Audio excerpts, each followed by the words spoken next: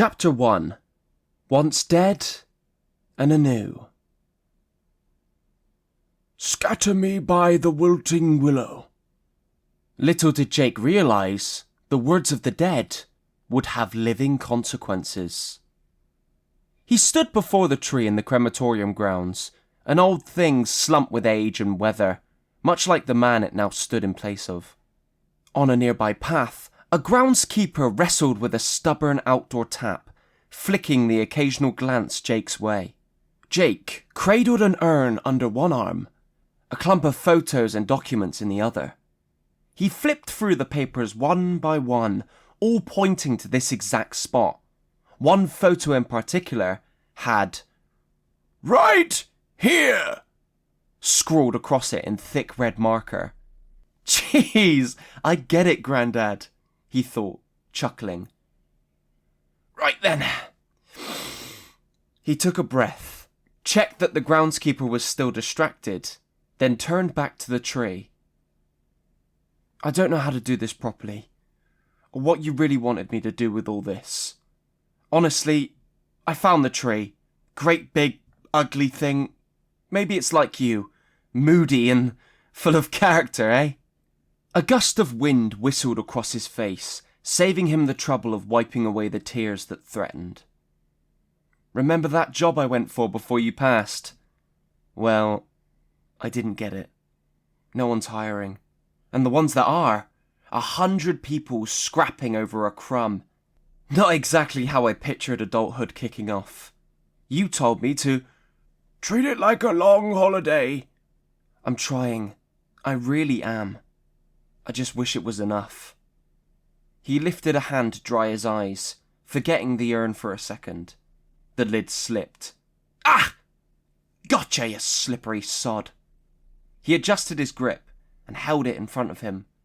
With care, he popped the lid open.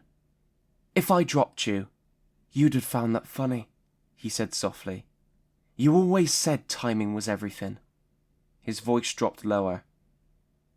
"The only thing worse than saying goodbye was seeing you in pain, and they both hurt the same." He pictured the hospital bed, his grandfather hooked up to machines, the colour returning to his face only after he passed. "Sleep tight, Grandad. I hope heaven made you a fried egg sandwich on arrival." He poured out the urn, keeping his eyes up towards the branches as birdsong filled the air. Footsteps rustled through the long grass behind him. Someone was approaching. Jake didn't turn. He figured they'd pass by, until a voice called out. "I knew you were one of us." "Excuse me? Are you talking to me?" A young man stood nearby, about Jake's age, plain white shirt, light brown chinos, olive green rucksack slung over both shoulders, and a belt lined with what looked like oversized marbles.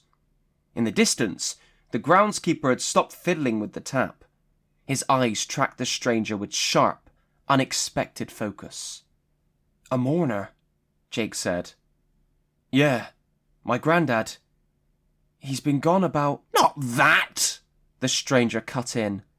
"You're a novice. Most are around here. That's perfect for me." "I've no idea what you're on about, mate."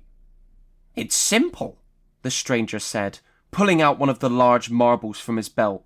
He cradled it like a cricket ball. "You have something I want, and I'm here to challenge you for it." Jake's eyes darted towards the groundskeeper, hoping for a reality check. The man just stared back, stone-faced and silent.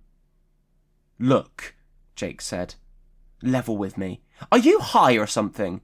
Should you even be out here unsupervised?" "I know you're scared. Don't worry, I'll beat you quickly." "Pal, the only beating is coming from me, and I'd rather not spend the night in a cell." The stranger pointed to Jake's feet. "You don't even realise what you have. See that orb down there?" Jake looked down. By his trainers lay a marble. White and grey swirls formed faint smoke patterns shaped like a grumpy skeletal face.